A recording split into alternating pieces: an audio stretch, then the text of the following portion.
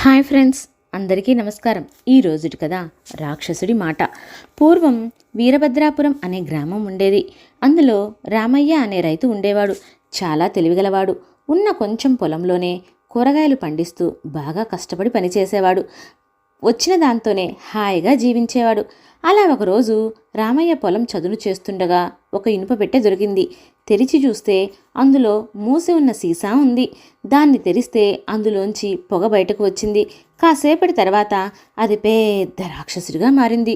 ఎవరు నువ్వు అని గంభీరమైన స్వరంతో రామయ్యని ప్రశ్నించాడు ఆ రాక్షసుడు. రామయ్య తన గురించి అంతా చెప్పాడు.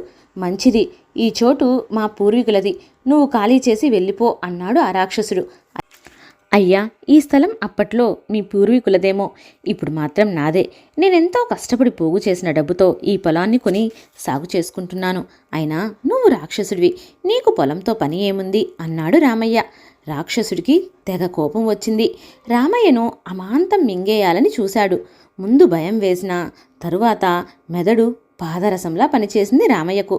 అసలు ఇంతకీ నువ్వు రాక్షసుడివి అన్న నమ్మకం ఏమిటి?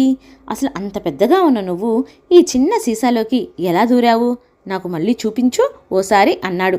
వెంటనే రాక్షసుడు బిగ్గరగా నవ్వి, ఇప్పుడు నేను సీసాలోకి దూరి చూపిస్తే నువ్వు మళ్ళీ మూత పెట్టేద్దామనే? ఆ పప్పులేం ఉడకవు. అయినా నువ్వు ఈ సీసా మూత తీసి సాయం చేశావు. పైగా నువ్వన్నది నిజమేలే. ఇప్పుడు నేను రాక్షసుణ్ణి, నాకు ఈ పొలంతో పని ఏముంది?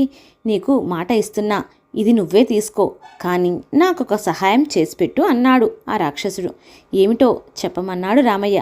ఏం లేదు, ఆ సీసాను పగలగొట్టేయి, అప్పుడే నేను ప్రశాంతంగా ఉండగలను అన్నాడు. రామయ్య అనుమానిస్తూనే సీసాను పగలగొట్టాడు. ఇచ్చిన మాట ప్రకారం రాక్షసుడు అక్కడి నుంచి వెళ్ళిపోయాడు.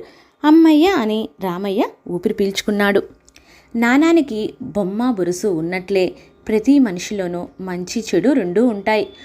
ఓకే ఫ్రెండ్స్, నా వీడియో మీకు నచ్చినట్లయితే లైక్ చేయండి, షేర్ చేయండి మరియు నా ఛానల్ని సబ్స్క్రైబ్ చేయండి. పక్కనే ఉన్న బెల్ ఐకాన్ క్లిక్ చేయడం మర్చిపోవద్దు.